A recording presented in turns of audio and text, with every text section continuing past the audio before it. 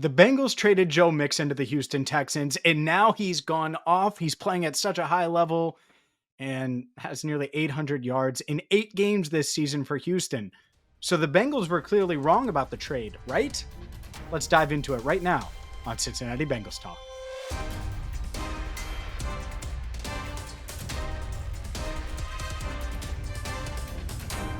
Hi again, everyone, and welcome in to CBT. I'm James Rapien of BengalsTalk.com. Make sure you check out our bye-week report card. We did it on Tuesday night, Enter the Jungle, every single Tuesday at 8 Eastern. Andrew and I gave grades to multiple players, multiple position groups, the Bengals front office, Zach Taylor, and so much more. Make sure you check that out if you haven't yet. And look, Joe Mixon's playing well, and the Bengals traded Joe Mixon after he was a member of the Bengals for 7 seasons. And now this year, you look at his numbers, and I'm sure a lot of you have them on your fantasy teams. He has 10 touchdowns, had 9 last year, has 764 rushing yards in 8 games, had just over 1,017 games last year. Look, there's going to be a lot of people that say, and I've seen the comments, and that's quite frankly why I wanted to do the video. Oh, well, the Bengals got it wrong. They lost their heart and soul. They lost Joe Mixon. It's just not true. Now, is Joe Mixon playing at a high level? Absolutely. I think clearly he's motivated to prove the Bengals wrong, to show everyone that he's still an elite running back, to show the Houston Texans that they made the right decision trading for him, all of the above. But the Bengals didn't get it wrong when they traded Joe Mixon. Not entirely.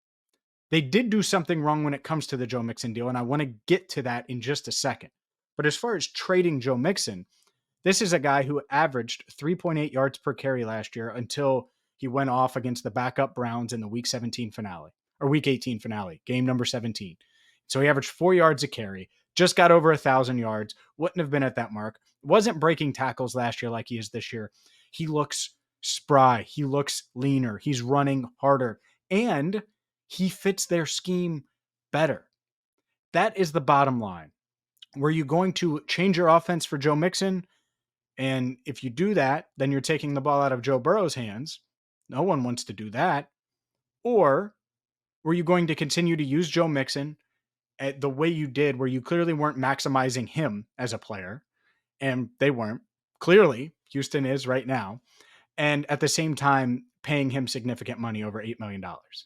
The Bengals saved $6 million in cap space when they moved on from Joe Mixon. And they did that with the idea that, yeah, you could bring in a veteran, which they needed to do anyway. They needed to add a veteran running back. So it's not like, oh, they add Zack Moss and so he replaces Joe Mixon. No, I think it was going to be Chase Brown and insert veteran running back. And I'm not sure Joe Mixon would have taken a 50-50 role or a 60-40 role in favor of Brown. And I get it because he's playing well right now. But I mentioned Joe Mixon. He's averaging 4.5 yards per carry. Brown's averaging 4.3. The Bengals running game is bad, but Chase Brown has been a bright spot. Chase Brown has 35 receptions. Joe Mixon has 18 receptions in Houston. The point is Chase Brown has been everything you could have asked for. And he's gotten better as a pass blocker. That was something Joe Mixon didn't necessarily excel at. Sometimes fit matters.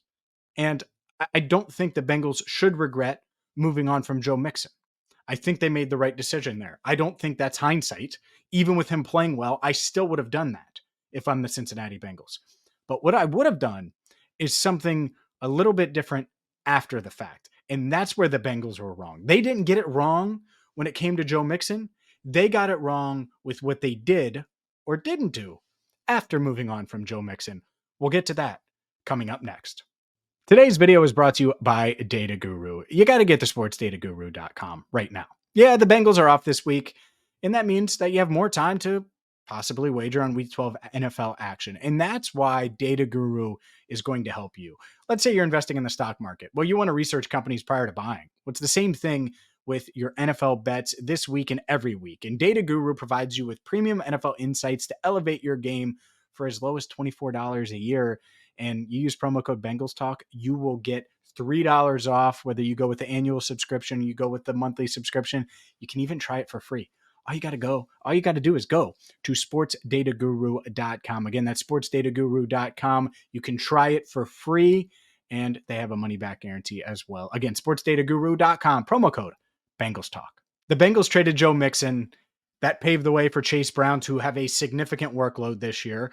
It also gave them a chance to go get Zack Moss, who added to this team. He was a quality pass catcher. He was a quality pass blocker. What was he? He was an upgrade from Travion Williams, who would have been in that pass blocking role this year had you held on to Joe Mixon. He would have. He still would have had a role doing that. And so, to me, that isn't the issue. And I know a lot of people focused on that issue. My issue with the Bengals and the Joe Mixon trade is they saved $6.1 million in cap space. They couldn't have used that on Calais Campbell. They couldn't have used it on a veteran corner, Stephon Gilmore. They couldn't have used it on another veteran at a key spot. Campbell and Gilmore, two obvious veterans, proven veterans in the NFL that were available. In Campbell's case, until June. Free agency starts in March. 3 months he was available, ready to go, ready to sign, and he's playing well for Miami. Stephon Gilmore didn't get signed until August. He didn't get signed until August. And so you think about all the issues. Cam Taylor-Britt, Dax Hill getting injured. Now DJ Turner out for the season. Be nice to have Stephon Gilmore, wouldn't it? Oh, man, you think about all the issues with the defensive line, especially early in the season. Wouldn't it have been nice? Wouldn't it still be nice to have Calais Campbell? It would. And let's say you don't want to go out and sign someone you don't know. Maybe sign someone you do know, like DJ Reader. And that's what's so frustrating is they had a shot to keep DJ Reader, and they could have kept DJ Reader with Sheldon Rankins. And yeah, Rankins has been a disappointment. Maybe he wouldn't have been as much of a disappointment had you kept DJ Reader. So it could have been DJ Reader, Sheldon Rankins, and you have BJ Hill in a contract year, and he's playing really well, obviously. The point is, the Bengals didn't get it wrong with the Joe Mixon trade from a running back standpoint. They got it wrong with an asset location standpoint. Allocation standpoint. You make the one move to clear up the space. Then you got to use the space and put it to good use. DJ Reader, Calais Campbell, Stephon Gilmore, proven players at premium positions and at clear needs on your team. That was the issue. That was what they got wrong. And that is my beef with the Joe Mixon trade. No problem with trading him. I think they're fine at running back overall. Maybe they should have drafted one. But the issue is that they didn't take his money and use it at somewhere where they clearly had a need with proven guys that were available. So the next time that someone brings up Joe Mixon, it's great that Joe Mixon's playing well, and that's fine. At the same time, I think the Bengals are happy with what they're getting out of Chase Brown. They're happy with where they're at as a pass first offense in general. Obviously, you don't like their record at 4-7. And I don't think the record really would have changed with Joe Mixon. Really don't. What I do think it could have changed in trading Joe Mixon is adding another piece at a place that they could have used it. I'm James Rapien. Thank you so much for watching. Make sure you check out BengalsTalk.com for more on the Bengals. Hit that subscribe button and ring the bell as well. And for Andrew Fox Miller, I'm James Rapien. Thank you so much for watching CBT, Cincinnati Bengals Talk.